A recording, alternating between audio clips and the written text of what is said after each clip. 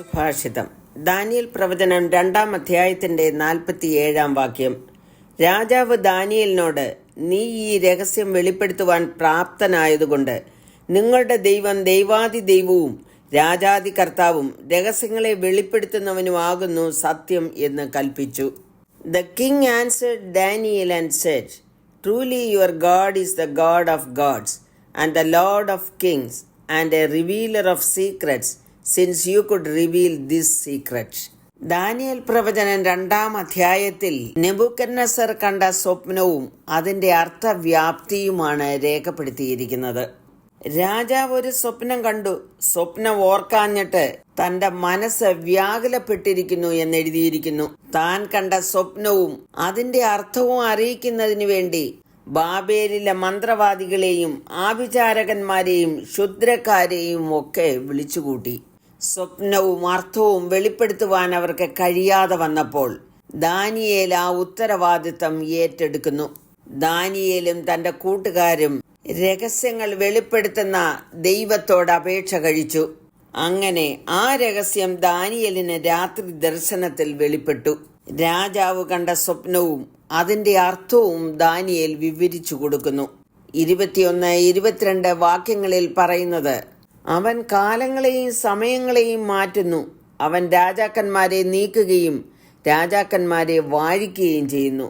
അവൻ ജ്ഞാനികൾക്ക് ജ്ഞാനവും വിവേകികൾക്ക് ബുദ്ധിയും കൊടുക്കുന്നു. അവൻ അഗാധവും ഗൂഢവുമായത് വെളിപ്പെടുത്തുന്നു. അവൻ ഇരുട്ടിലുള്ളത് അറിയുന്നു. വെളിച്ചം അവനോടുകൂടെ വസിക്കുന്നു. പ്രിയമുള്ളവരെ, നാമും പലപ്പോഴും സ്വപ്നങ്ങൾ കാണാറുണ്ട്. മിക്ക സ്വപ്നങ്ങളും അത് മറന്നു പോവുകയും ചെയ്യും. നാമും ചിലപ്പോഴൊക്കെ നെബൂഖദ്നേസറിനെ പോലെ അസ്വസ്ഥരാകാറില്ലേ? ദൈവമാണ് നമുക്ക് ആ സ്വപ്നം തന്നതെങ്കിൽ രഹസ്യങ്ങളെ വെളിപ്പെടുത്തുന്ന ദൈവം അത് നമുക്ക് മനസ്സിലാക്കി തരും.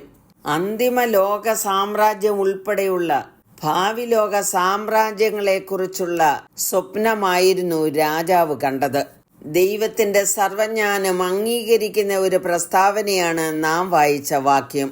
ദാനിയേലിന്റെ ദൈവം ദൈവാദി ദൈവവും രാജാദി കർത്താവും രഹസ്യങ്ങളെ വെളിപ്പെടുത്തുന്നവനുമാകുന്നു എന്ന് അദ്ദേഹം സാക്ഷിക്കുന്നു. അതിനൊരു കാരണമുണ്ട്.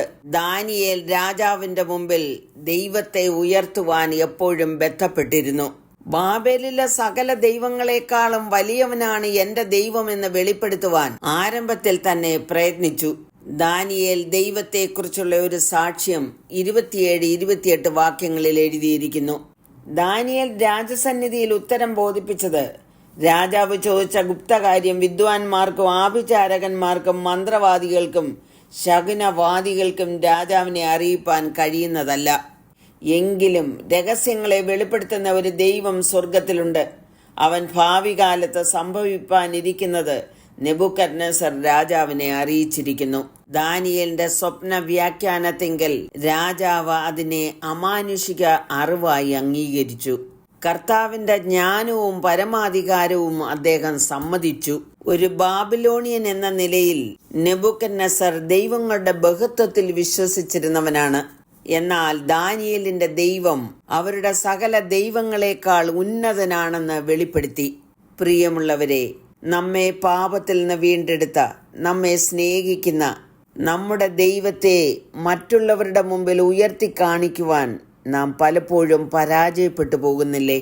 ഈ പരാജയം അനേകരെ ജീവനുള്ള ദൈവത്തിലേക്ക് ആകർഷിക്കപ്പെടുവാൻ തടസ്സമാകുന്നു. യോഹന്നാൻ 12:32 പറയുന്നത്, ഞാനോ ഭൂമിയിൽ നിന്ന് ഉയർത്തപ്പെട്ടാൽ എല്ലാവരെയും എങ്കിലേക്ക് ആകർഷിക്കും. ദൈവത്തെ ഉയർത്തുവാൻ നമ്മെ തന്നെ സമർപ്പിക്കാം, പ്രാർത്ഥിക്കാം. കരുണയുള്ള പിതാവേ, അടിയങ്ങൾക്ക് ലഭിക്കുന്ന സകല സന്ദർഭങ്ങളിലും അങ്ങയുടെ നാമം ഉയർത്തുവാൻ അടിയങ്ങളെ സഹായിക്കണമേ എന്ന് യേശുക്രിസ്തുവിന്റെ നാമത്തിൽ അപേക്ഷിക്കുന്നു. കേൾക്കണമേ. ആമേൻ. ഞാൻ അത്യുന്നതനെ, വാനവും ഭൂമിയും ചമച്ചവനെ, മഹിമയിൻ പ്രഭുതാൻ മഹത്വത്തിൻ